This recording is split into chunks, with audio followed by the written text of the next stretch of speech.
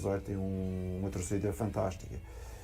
Clubes que eu trabalhei com uma torcida também numerosa, Sporting em Portugal, Olympiacos também são fanáticos na Grécia, na Arábia Saudita o Al Hilal, principalmente em competições internacionais, também são fanáticos, mas o do Cruzeiro pelo estádio também ser numeroso e quando enchemos o estádio, o Mineirão, é uma torcida fantástica e eu gosto do futebol assim com emoção e com pessoas, porque nós trabalhamos para as pessoas e eu gosto quando as pessoas vêm ao estádio.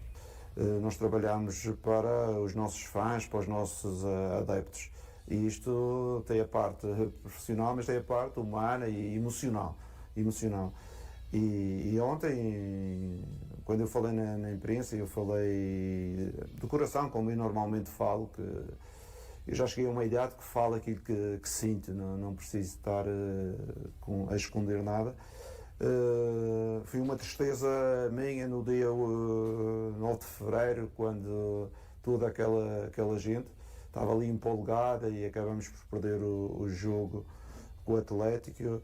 E aqueles que trabalham dentro do Cruzeiro, a família Pedrinho, os trabalhadores do dia-a-dia, que também tem muitos que são cruzeirenses de rabo, e eu senti que tinha a responsabilidade de colocar uma vitória deste género para a malta sentir a sua autoestima crescente. E ontem conseguimos isso, não foi só a qualificação, mas foi voltar a ganhar no Mineirão, com o estádio cheio, com os nossos torcedores e acredito que dentro e fora os cruzeirenses estão agora nestes 2-3 dias extremamente felizes e para mim é importante porque eu sou treinador de futebol, procuro resultados, mas também procuro felicidade das pessoas e a minha felicidade também. Afinal de contas, o futebol proporciona isso a todos os envolvidos. Valuzeiro, prazer, momento muito especial para todos nós receber o Léo Jardim aqui. Com certeza. Boa tarde, Leonardo Jardim. Já tive a oportunidade de conversar com o senhor em outras oportunidades, no Cruzeiro Cast, em coletivas também.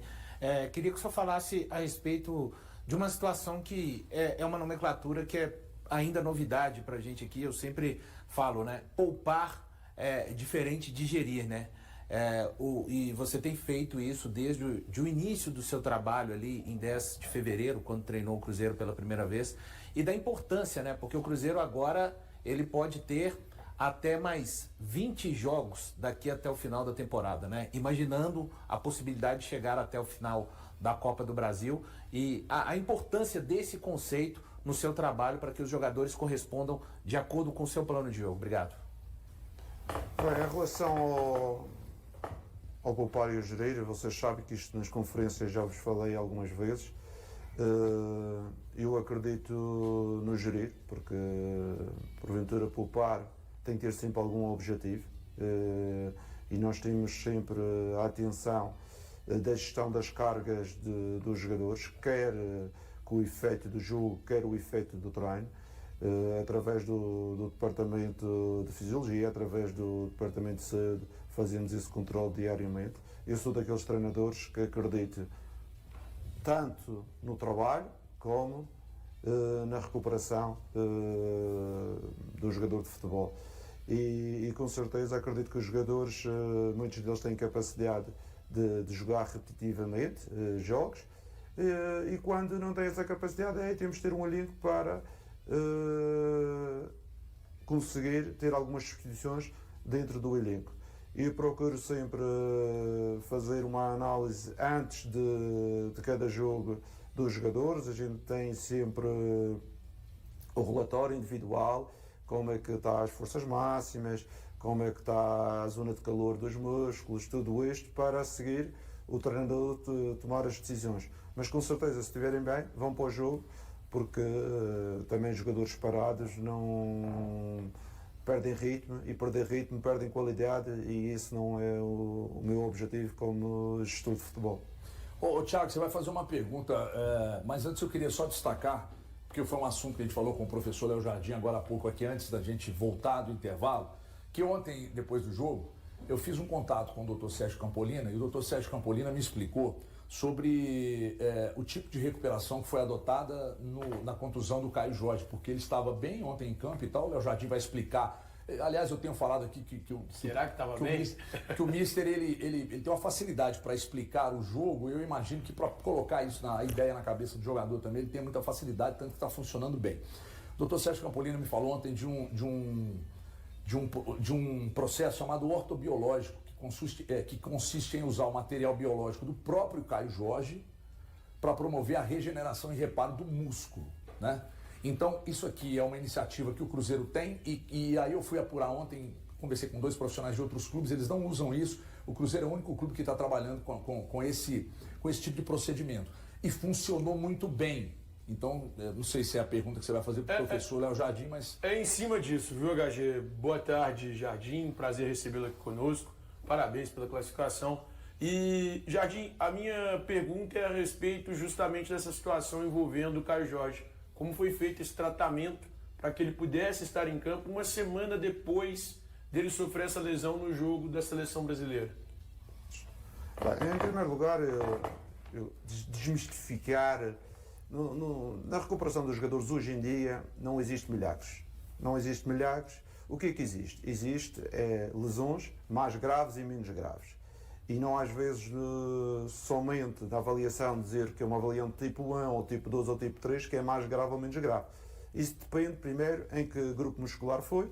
Neste caso foi um grupo muscular que não é dos mais importantes, que é os adutores, e além de não ser no mais importante, foi na zona periférica do adutor.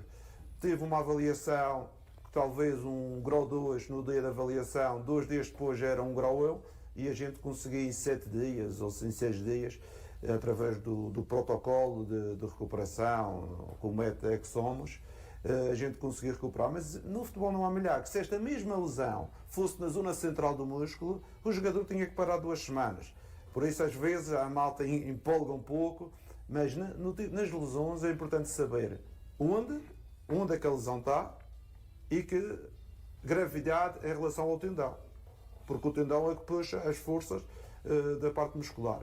E com certeza, quadricípedes, isquiotibiais, panturrilha, uma lesão deste género no eixo central do músculo era uma paragem de 2 semanas. Isso não havia dúvidas. Neste caso, adutor, como eu já vos disse, já tive jogadores com micros nos adutores e que jogaram. E alguns até têm um incómodo, nem sequer vão avaliar e têm lá uma micro no adutor, 2, 3 dias, na zona periférica e resolve. Por isso, a realidade é que não existe milagres. O departamento do Cruzeiro trabalha bem e tem um processo de ponta hoje em dia na recuperação dos jogadores, mas no futebol, nem no Cruzeiro, nem no Manchester, nem no Sporting, existem milagres para recuperar os jogadores. Breno Galante. Boa tarde, Jardim. Prazer te receber aqui. A gente sempre, quando fala de algum técnico estrangeiro que chega ao Brasil, um período de adaptação. E com você, o que a gente percebe é que a coisa foi muito rápida. Você pega o Cruzeiro num momento delicado, de crise, e de uma hora para outra você recupera o Cruzeiro, recupera alguns jogadores que até na temporada passada eram questionados pela torcida. O que você acha que foi o primordial para você conseguir isso? Essa adaptação tão rápida e você vê uns jogadores que até então, alguns até escanteados no Cruzeiro, estarem com potencial elevado e serem destaques hoje? Eu tive uma grande vantagem quando cheguei ao Brasil, foi há 20 anos que trabalho com brasileiros e mais de 20 vezes vim ao Brasil e já conheço um pouco o povo e os jogadores ainda mais, pelo número de jogadores brasileiros que eu trabalhei. E depois foi dentro de um grupo, que vocês sabem que o elenco já estava formado, e eu tenho sempre a minha forma de trabalhar e tento potencializar ao máximo os ativos do clube. No início, de uma forma a tentar dar oportunidades a todos os jogadores. Alguns encaixaram-se mais dentro daquilo que é o nosso modelo e estão a jogar mais. Outros não se encaixaram tantos e acabaram por sair e outros que jogam menos. Às vezes o futebol, os jogadores quando não jogam não quer dizer que tenham menos qualidade. Às vezes não se encaixam naquilo que é o perfil que o treinador pretende para o modelo que quer desenvolver. E isso às vezes não podemos fazer nada. Professor Léo Jardim, há um questionamento sobre a questão sobre o Wallace. por que o Wallace não está ainda dentro do que outros jogadores conseguiram mais rapidamente, de recuperar e de ser aquele Wallace que inclusive, antes de ser contratado, ele estava jogando no exterior. O que acontece com o Wallace? Por que a dificuldade dele de entrar num sistema que você implantou no Cruzeiro desde a chegada?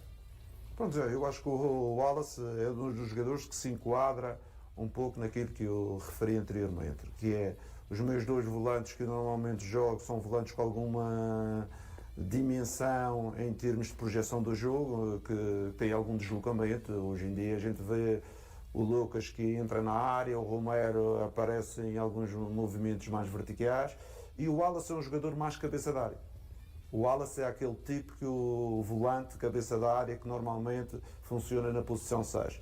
E a gente jogando com dois volantes às vezes não é bem aquela característica que eu pretendo e por isso ele tem sido menos utilizado do que outros que conseguem proporcionar aquilo que é o meu método, que é a minha forma de jogar. Mas com certeza se o Wallace estivesse com um treinador que organizasse a equipa de outra forma, até podia ele ser mais titular e menos titular o Romero ou o Lucas Silva. Então hoje, por exemplo, quando você vai ao mercado buscar os jogadores que foram contratados agora, essa avaliação, obviamente, ela é muito feita e muito cuidadosamente apreciada, né? De trazer jogadores que se encaixam efetivamente na sua ideia de jogo. Com certeza que hoje temos muita preocupação de encaixar os nossos jogadores naquilo que é uma ideia coletiva de jogo, dando sempre soluções. Fomos buscar jogadores ao mercado para dar soluções a algumas falhas que nós tínhamos, não é? Alguns extremos com algumas situações de um um pouco de velocidade que não tínhamos. Fomos buscar um lateral direito jovem porque na formação não tínhamos nenhum lateral direito que tivesse a despontar e estamos a já preparar o presente e o futuro. Fomos buscar um médio que foi uma questão de oportunidade, um volante também com alguma dimensão em termos da possibilidade de jogar com dois volantes, alguma dimensão ofensiva também. E tudo isto de forma a criar um elenco mais competitivo entre ele e ir preparando o presente e o futuro do clube, porque esses jogadores todos têm uma idade ainda jovem para o presente e para o futuro. Ô Jardim, são equipes que funcionam de maneiras diferentes, mas o próprio jogo contra o São Paulo, estive lá fazendo essa cobertura também, um jogo que o Cruzeiro sofreu um pouquinho por conta da qualidade, o senhor até elogiou o trabalho do Crespo, né? Serviu de alguma coisa a experiência que o Cruzeiro, a sua equipe teve em campo, com um adversário que construía com 3 jogadores também, como acabou sendo de fato a proposta do Atlético ontem, acabou tirando alguma base, além, é claro, do que o senhor falou, de acompanhar o próprio trabalho anterior do Sampaoli? Com certeza que nós aproveitamos algumas ideias do São Paulo, mas São Paulo, como eu já tinha vos dito, além da parte de estratégia, foi uma parte de desgaste muito grande. O São Paulo foi o terceiro jogo, com uma recuperação só de 48 horas de todo o grupo, e aí tivemos alguma dificuldade, principalmente na transição, na pressão sobre a bola. Algumas vezes chegamos tarde aos lances, algumas vezes não saímos e não atacamos os espaços que devíamos atacar. Ontem a equipa acho que foi mais competitiva e tive essa transição. Houve 2 ou 3 até que não foram muito bem aproveitadas. Estávamos mais frescos pela paragem. Mas sim, mas é importante sempre realçar, eu falo sempre para os meus jogadores e digo isto, o adversário, a gente vai ter algum conhecimento do que o adversário pode apresentar, trabalhamos as bolas paradas, procuramos o que o treinador tinha feito nos últimos trabalhos, algumas ideias, passamos para os jogadores uma possibilidade ou outra, tínhamos de estar atento para responder da melhor forma, mas nunca deixar de fazer aquilo que é a nossa estratégia coletiva em termos ofensivos, em termos defensivos, e se o adversário tiver uma atitude, a gente tem que responder com outra. Se o adversário tiver uma atitude diferente, nós temos que alterar aquilo que é a nossa forma de atacar ou de fazer mal ou de agredir o adversário, mas sempre sem fugir àquilo que nós acreditamos como coletivo. Pelo seu tempo de trabalho só, o senhor acha que hoje esse time ele responde mais num tempo em que você acha satisfatório essas alternâncias dentro de uma própria partida? Com certeza que cada vez mais consegue corresponder a isso. Eu falo muito, por exemplo, o primeiro jogo do Clássico, fora, os primeiros 10 minutos, o Cuca veio com 2 avançados e 2 extremos. A gente teve ali 10 minutinhos com alguma dificuldade, principalmente os laterais, estavam a saltar nos extremos, e eu tentei, com aquela envolvência, passar essa informação para os laterais esperarem na zona, não precisar de saltar aos extremos, porque eles estavam com quase 4 na frente, e depois de corrigirmos isso, a equipa melhorou. Às vezes a mão do treinador ajuda, às vezes só podemos falar no intervalo, mas com certeza a equipa, com a maturidade que vem ganhando, já consegue também resolver alguns problemas dentro do jogo. Tiago Fernandes. E, Mister, uma dúvida. O que o senhor viu de diferença entre o adversário no primeiro jogo da Copa do Brasil e o Atlético no segundo jogo da Copa do Brasil, já que teve essa troca no comando técnico pelo lado do Atlético? Com certeza é assim, quando troca treinador existe sempre uma motivação grande por parte dos atletas, mas também acredito, e eu disse aos jogadores, um treinador chega, é difícil de passar as suas ideias em 10 dias e depois vai haver alguns erros, porque os jogadores estão habituados num processo, e aconteceu comigo quando eu cheguei. Por exemplo, eu tenho uma estratégia diferente do treinador anterior, mas 10, 15 dias depois havia jogadores ainda a fazer algumas coisas porque o mindset deles estavam enquadrados anteriormente. Eu disse, vai haver alguns erros e a gente vai usufruir dessas situações, como aconteceu nas bolas paradas, que eles não acabaram por não corrigir. A gente fez 3 golos quase iguais e eles não conseguiram corrigir isso. Agora, já que você falou das bolas paradas, nota-se claramente que esse exercício de repetição, ele funciona muito bem dentro do jogo, né? Os gols parecidos, mas me parece ser algo muito bem treinado no dia a dia. A bola aérea, de fato, é uma arma que você pretende aperfeiçoar cada vez mais, e você nota que da sua chegada até agora, a evolução, não só pelos números, mas a evolução tem sido clara para você? Sim, eu acho que uma coisa que é uma estatística do futebol moderno é que 30% dos golos a 35% são oriundos de bola parada. Então eu tenho que dedicar 30% a 35% do meu tempo de treino a este tipo de situações. Estamos a falar de livros, penaltis, de escanteios, todas estas situações, e nós dedicamos, temos dentro do staff 2 treinadores, um para as bolas paradas defensivas, um para as bolas paradas ofensivas, e não existe nenhum jogo que nós não dedicamos algum tempo, e tempos importantes, como eu já disse, 30% a 40% do tempo, em relação a estas situações. Breno Galã. Jardim, a gente percebe que o Cruzeiro, a cada passo que dá, a cada desenvolvimento, seja quando esteve na liderança do Campeonato Brasileiro, você sempre chegou e falou, vamos com calma, vamos olhar o próximo jogo, sempre segurando para não ter um oba-oba. Essa é a sua maior preocupação daqui para frente, de não ter aquele já ganhou, ou o seu grupo ficar num estágio de entender que está acomodado, que está tudo muito bom, porque a gente sabe que a temporada é muito longa, o futebol de uma hora para outra pode acontecer alguma nuance que mude o estado do Cruzeiro. O Cruzeiro está muito bem, mas esse é um trabalho que você busca com o seu grupo?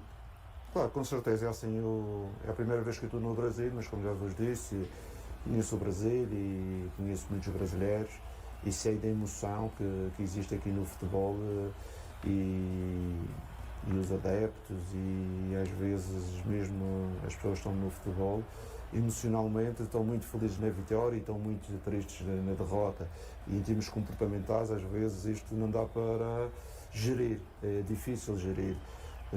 Por exemplo, se eu estivesse num país, por exemplo, como França, não era preciso estar a explicar todos os dias do projeto que vamos desenvolver a 2, 3 anos para chegar ao mais alto nível, que o Flamengo, o Palmeiras já vêm de umas estruturas montadas, mesmo o Botafogo, mas aqui eu às vezes preciso de explicar, que é para as pessoas não empolgarem de uma tal forma que amanhã o Cruzeiro qualifica ou está no G4 e eles acharem que é uma má época.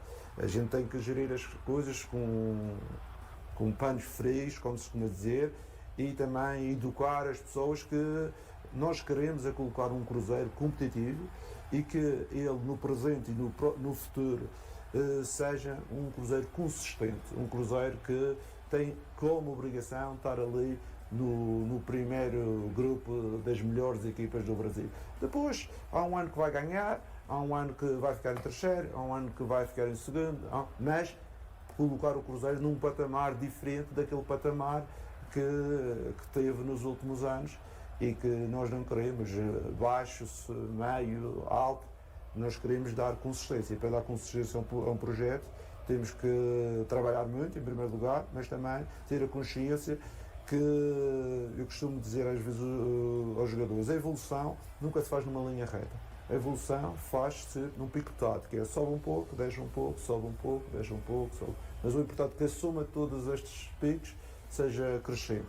E esta é a minha ideia no futebol, porque eu não acredito nem na vida, nem na nossa formação, nem nos negócios, que tudo seja numa linha reta de subida. Nem as ações e obrigações, nada disso. Tem sempre um picotado e a gente tem que saber viver esse picotado e a descida. A gente tem que ver, há uma descida, mas a seguir vai haver mais uma subida. E temos que viver tranquilamente o processo. Professor, tem uma palavra que você repete muito nas coletivas, a gente fala disso aqui sempre. Quando você vai para a entrevista, a gente repara a palavra atitude, competitividade e intensidade. É o futebol que eu acredito. Se não tem isso, não tem futebol. Hoje, mais do que nunca, se não tiver atitude, competitividade e intensidade, realmente as coisas não acontecem? Não, realmente, hoje em dia, isso são princípios básicos do trabalho, não é? E no futebol isso tem que existir. Hoje em dia, uma equipa que não seja competitiva, jogadores que não cuidem do seu físico, que não sejam profissionais, um grupo que não trabalhe, porque o sucesso nunca vem antes do trabalho.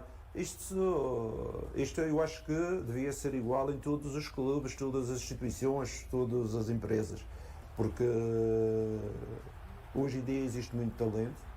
Quem chega ao futebol profissional, toda a gente tem talento, mas uns são melhores do que outros porque, além do talento, tem essa capacidade, a capacidade de trabalho, a capacidade de jogar no limite, que é importante, dar tudo o que pode, e isso é aquilo que eu acredito, e isso eu acho que é aquelas normas básicas de uma estrutura, e na nossa estrutura essa ideia é uma coisa básica. A torcida do Cruzeiro promoveu uma grande festa na noite desta quinta-feira no Mineirão. Além de garantir a vaga nas semifinais da Copa do Brasil ao eliminar o Atlético, o Cabuloso contou com a força da Nação Azul, que estabeleceu um novo recorde de público do estádio desde a reforma em 2013, com 61.584 torcedores presentes. Após a classificação, Gabigol recorreu às redes sociais para enaltecer a torcida cruzeirense. O atacante compartilhou imagens da celebração no Mineirão e também uma foto ao lado de um bandeirão com a frase Maior de Minas. Com o avanço à semifinal, o clube arrecadou R$ 9.922.500. Somando esse valor aos prêmios já conquistados nas fases anteriores, terceira, oitavas e quartas, o Cruzeiro totaliza agora R$ 20.612.500 em premiações na competição. E aí, galera, o que acharam? Deixem suas opiniões nos comentários. Não se esqueçam de deixar o like, se inscrever no canal e ativar o sininho para receber as notificações. Até mais, Nação Celeste! Vamos pra frente!